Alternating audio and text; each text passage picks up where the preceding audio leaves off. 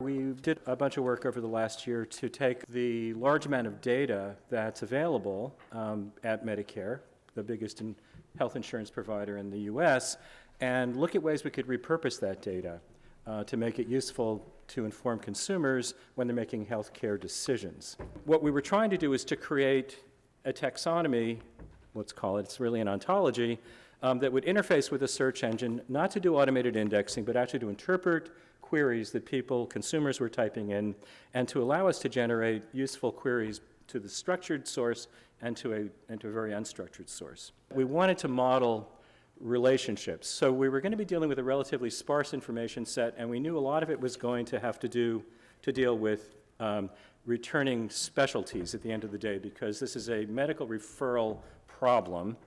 But the questions are going to be completely different. Now, you're not going to ask a question, I need an oncologist. I'm going to say a question, I've got bladder cancer, or I'm concerned about a loved one who has bladder cancer.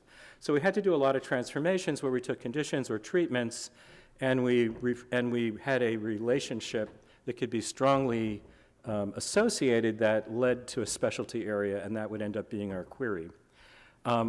Except if we were going to web content where we wanted to also preserve the original context of the query. So we designed a set of relationships between key areas, and this is based a lot on existing best practices in health informatics. And we were asked the question, how do we know this is going to work? We didn't actually have a system. We had a concept, and they would be building the system later. So how do you prove that a taxonomy is going to work without an application? So we had these methods that we came up with. And some of them are, sort of obvious ones. Basically, user expert reviews, query logs, user stories, walkthroughs. We actually built a validation tool that let us prove the database searches would work.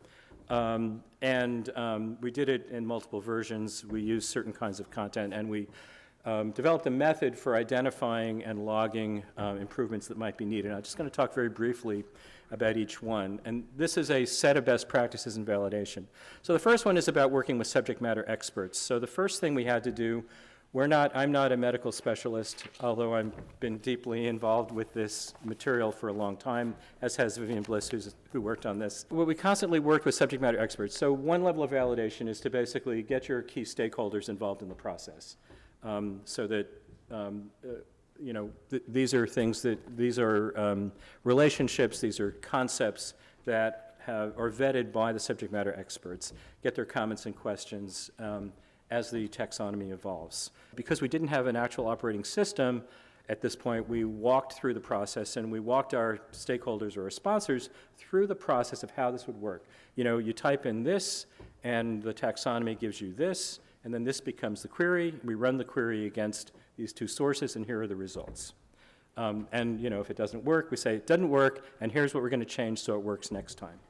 Project sponsors ask questions like, how do I know that this is well designed? How do I know this taxonomy is well designed? How do I know it's on the right track? Is it going to perform what we need? So, in a nutshell, that's what we tried to design, was a set of iterative activities that simulated that engaged the stakeholders and then simulated what how the taxonomy would work against these user stories that the stakeholders themselves contributed.